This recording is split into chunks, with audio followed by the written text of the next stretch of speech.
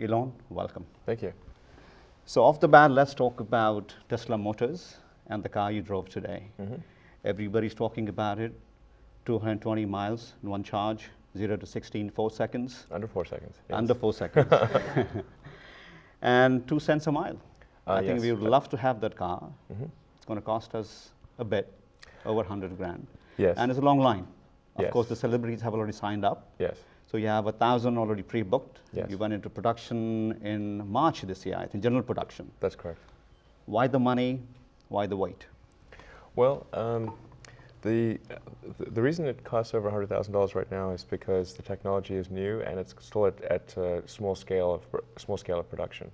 So the idea is that we start off with the sports car, and it's initially expensive, but then we're working on Model 2, Model 3, Model 4, and with each subsequent model we bring the price down and we make the functionality of the car better.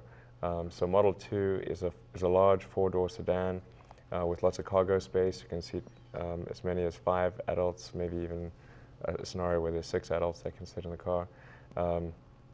And it's going to have a price which is around $59,000 before any tax incentives. So it's possible tax incentives could bring that price down to $55,000. And then Model 3 will be even lower cost. And so we want to really drive the cost of the vehicles to mass market as soon as possible, because at the point at which the price of the car is comparable with that of other gasoline cars, and you still have the 2 cents a mile, where you can spend maybe $4 or $5 and travel over 200 miles, the equivalent of price of 1 gallon of gas, then at that point, even if you don't care about the environment, you will want to buy this car. And that's really our goal, is to get there as soon as possible. You want to talk a little bit about SpaceX. You're making it economical for a lot of us people who want to travel to space, hopefully one day. You had Falcon 1, Falcon 2. Can you shed some more light on it? Sure. Well, we have 2 rockets and 1 spacecraft, Falcon 1, Falcon 9, and then the 2 rockets, and then Dragon is the spacecraft. And initially we're launching satellites, and then we'll be taking cargo to the space station, and then we'll be upgrading that capability to carry people to orbit and eventually beyond orbit. The great breakthrough that we're hoping to achieve is to build the first fully reusable rocket, and that's never been achieved in rocketry before, and that would be one of the great historic milestones if we're able to do that. Okay. And that's really what will allow the cost of space travel to become much, much less than it is right now. Because you can imagine if this was air travel or really any mode of transport, boats, cars, horses, anything, if you could only use it once, then people would not use that mode of transportation because like a 747 costs hundreds of millions of dollars, and yet you can buy a round-trip ticket from LA to London for $500.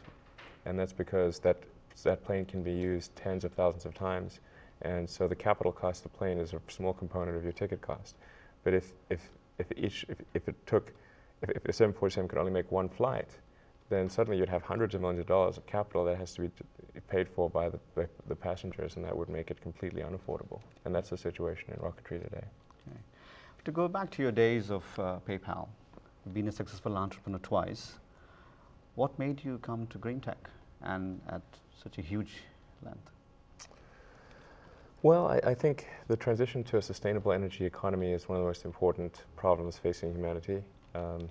Even if you take the environment out of the equation, the fact that there are limited supplies of oil and coal and natural gas mean that we have to find alternatives. And as we're seeing with the price of oil, which is incredibly expensive, and it's going to get worse because we've got growing economies like India, like China, which are growing like gangbusters, and everybody wants a car, and everybody wants to have appliances and all the things, and that's a reasonable expectation. I think they should have those things, but it places a huge increased burden on the demand for energy worldwide, and so we must find renewable sources, or the economies will grind to a halt, even if the environment doesn't get destroyed. So it's just a very, very important, it's the most important problem we face in the 21st century, really. When people talk about things like poverty and disease, and yes, these things are certainly important, but how will we solve them if we have no energy?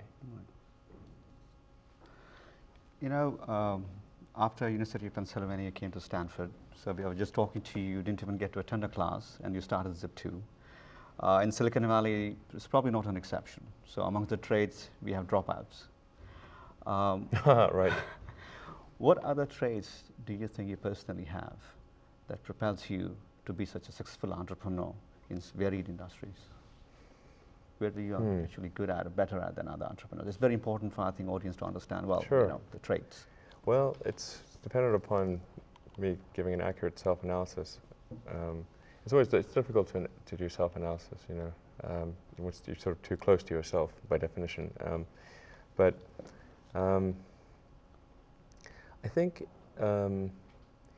well, people do not think critically enough. I mean, critical thinking is a skill in short supply, where people take too many things as, they assume too many things to be true without sufficient basis in that belief. It's very important that people closely analyze what is supposed to be true and try to build up, try to say, let's analyze things from first principles, not by analogy or not by convention. If you assume things are true by convention, which is actually what most people do, then it's difficult to gain insight into how things can be bettered. So, you know, in any argument or any sort of train of thinking, you want to make sure that the underlying premises are valid and applicable, and then in reaching a conclusion, that the conclusion you're reaching is necessarily driven by the underlying premises and the interconnection between those premises. That may seem like a really simple thing to say, but most people don't do that. So it's really the foundation of rational thought. Right. Let's see, what else? I think also people tend to overweight risk on a personal level. It's one thing if you've got, you know, a mortgage to pay and kids to support, and that if you were to deviate from your job, that, well, how are you going to feed your family and pay the rent? And okay, that's understandable.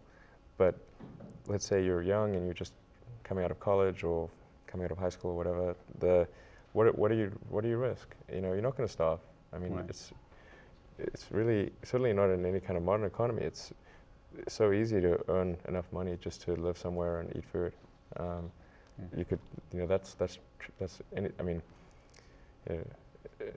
very easy to do. So I don't know what are they afraid of? They're mostly afraid of failure, I think, or but people should be less risk averse when there's not much at risk. You know, you're a young father, 5 kids, 3 dogs. 3 dogs, actually, yes. How do you find time when you do find time, how do you spend quality time with your family? I mean, 5 kids, it's not easy. Well, it tends to be different things with different parts of the family. With my wife, we like to go out to movies, go out to, you know, if there's try a new restaurant. I love food. I love food too much. I love Indian food, by the way. I love it. It's great. Any particular dish you like from Indian food? Chicken well, I like masala? I mean, I like yeah, it's sort of a little cliche, but I like it all. You know, I was in India actually last year because India hosted the International Astronautical Congress. Right. So I was in Hyderabad and then did the Golden Triangle and all that. I come from Hyderabad, by the way. Oh wow, okay, yeah. So it's a great center for space, actually, in India. So had a great time. Really enjoyed it a lot, actually. Good. Fantastic food. Wow. Well, you're truly an inspiration for many of us. It's a pleasure having you. All right. Thank you. Thanks for having me. Thank you. All right. Well, we have had the pleasure of listening to Elon Musk. You have been watching this on Tiecon Live. Do not forget to watch many more interviews coming up on mytiecon.org. Thank you.